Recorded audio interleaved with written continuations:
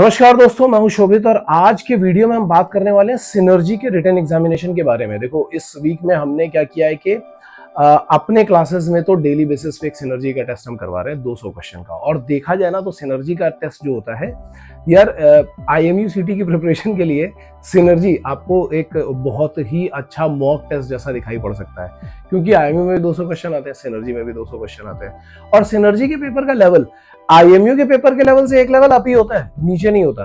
तो अगर आप सिनर्जी की प्रिपरेशन अच्छे से करके जा रहे हो तो डेफिनेटली आपका IMU तो अच्छा हो ही जाएगा, IMU CT का एग्जाम अच्छा हो ही जाएगा। अब बात ये कि सिनर्जी में आता क्या है, 11th और 12th का सिलेबस आता है, लेकिन 12th थोड़ा सा ज्यादा आता है, 11th थोड़ा कम आता है। मैं ऑलरेडी एक बार सिलेबस के बारे में बात कर चुका हूँ, सिनर्जी के सिलेबस के ऊपर एक वीडियो ऑलरेडी बन चुका है। अगर आपको वो देखना होगा तो एक बार वो वीडियो जरूर गो थ्रू कर लेना।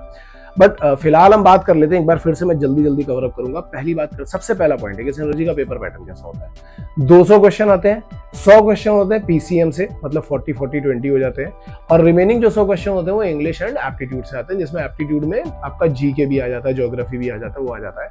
अब कई बार बच्चे बोलते हैं कि नहीं सर, इंग्लिश के 40 होते हैं उसके 60 होते हैं, या इंग्लिश के 60 होते हैं उसके 40 होते हैं।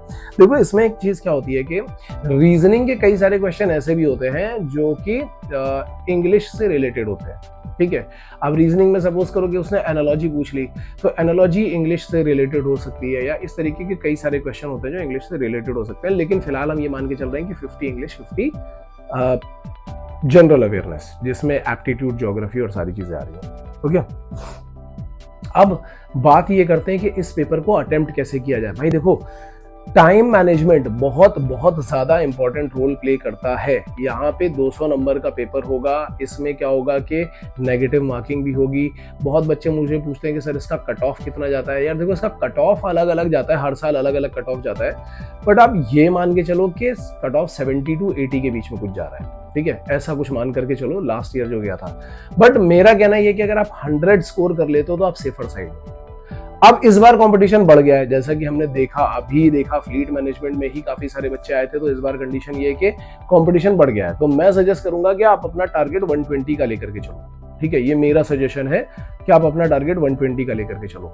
तो एक चीज तो अपने दिमाग में ये बैठा लो कि मुझे 120 का टारगेट लेकर के चलना है। 11th 12th आएगा, जो बच्चे 12th पास करके आए हैं उनके लिए तो क्या है कि 12th का सिलेबस तो आसान है ही, वो 12th आराम से कर सकते हैं, बट आपको स्पीड प्रैक्टिस करनी होगी। स्पीड प्रैक्टिस के लिए हमने अपने क्लासेस में तो ये स्टार्ट कर दिया है कि डेली बेसिस पे एक सिनर्जी का पेपर 3 घंटे का सभी बच्चों को देना है। 5-6 दिन तक अगर ये देंगे तो इनको अपने आप ही एक काफी अच्छा आइडिया मिल जाएगा कि पेपर कैसे अटेम्प्ट किया जाए, ठीक है। बाकी आप सब लोग भी कहीं ना कहीं से कुछ ना कुछ अरेंज करो कि आपको एक बार ये पेपर देने का आइडिया मिल जाए। नहीं तो ऐसा कर लो कि 1-1 घंटे में कुछ सेट कर लो, ठीक है, आप ऐसा कर सकते हो। अब बहुत इंपॉर्टेंट स्ट्रैटेजी है, बहुत इंपॉर्टेंट स्ट्रैटेजी, यहाँ पे ध्यान से सुनना, और मैं 2 स्ट्रैटेजी आपको बताऊंगा।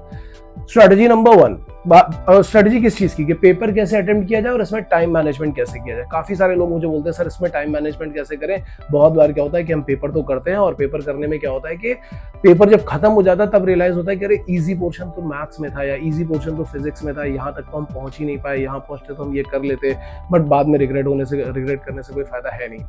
तो मैं तुम्हें वही बताने वाला हूँ कि तुम्हें रिग्रेट ना ही करना पड़े, ठीक है।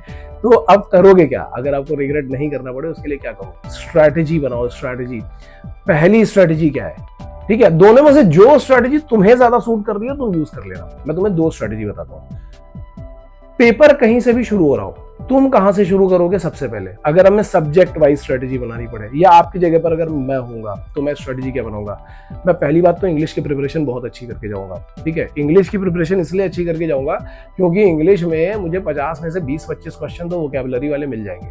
और वोकैबुलरी वाले क्वेश्चन की खास बात ये होती है कि क्वेश्चन या तो आता है या फिर नहीं आता है, 2 के अलावा तीसरी चीज नहीं होती।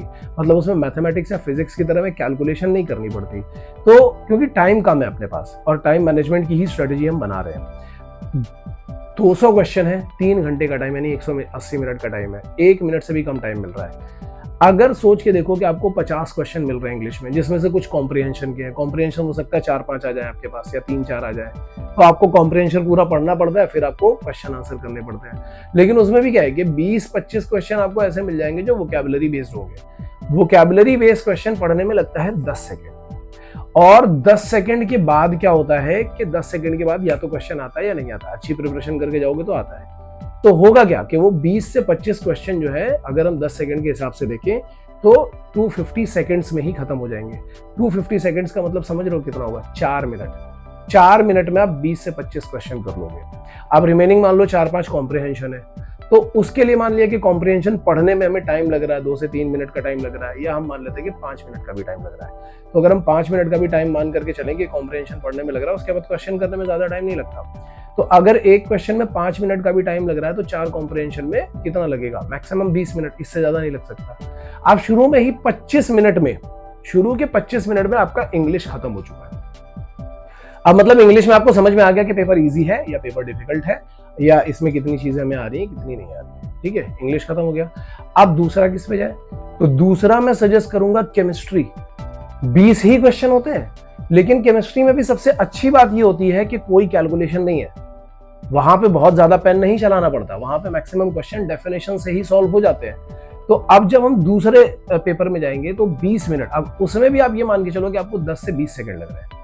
अगर 20 सेकंड लग रहा है क्वेश्चन पढ़ने में, और क्वेश्चन या तो आता है या नहीं आता है, तो 20 क्वेश्चन के लिए आपको 400 सेकंड लगेंगे। अगेन 400 सेकंड का मतलब कितना हो गया? 7 मिनट। मतलब 7 मिनट में वो 20 क्वेश्चन भी आपके क्लियर। तो अब आप देखो 25 मिनट में आपका इंग्लिश खत्म हो गया था, यहां 7 मिनट, 7 नहीं मैंने मान लिया 10 मिनट। 10 मिनट में आपने पूरा केमिस्ट्री का क्वेश्चन गो थ्रू कर लिया। पहले 35 मिनट्स में आपने 70 क्वेश्चन गो थ्रू कर लिए हैं। 70 क्वेश्चन गो थ्रू कर लिए हैं। अगर 70 में से आपके 35, मतलब मैं 50% का सक्सेस रेशियो मान के चल रहा हूं कि अगर आपने 35 करेक्ट कर लिए हैं, तो आप खुद सोच करके देखो 35 मिनट में 35 क्वेश्चन आपने कर लिए हैं, तो ये आपका कॉन्फिडेंस बिल्डअप करेगा। लेकिन अगर आपने पहले मैथ अटेम्प्ट कर लिया होता ना, तो 35 मिनट में आप वो 50 क्वेश्चन नहीं कर पाते, आप 35 मिनट में केवल 10-15 कर पाते और कॉन्फिडेंस आपका डूब जाता। एग्जाम टाइम पे ये बहुत ज्यादा मैटर करता है कि आपसे कितने क्वेश्चन हो रहे हैं और कितनी जल्दी हो रहे हैं, क्योंकि अगर एक क्वेश्चन में 5 से 10 मिनट लग गया तो वहीं के वहीं प्रेशर क्रिएट हो जाएगा और आप अच्छे क्वेश्चन, जो आते हुए क्वेश्चन है, वो भी नहीं कर पाओगे। तो पहले 35 मिनट की स्ट्रेटेजी मैंने आपको ये बता दी। उसके बाद क्या करें?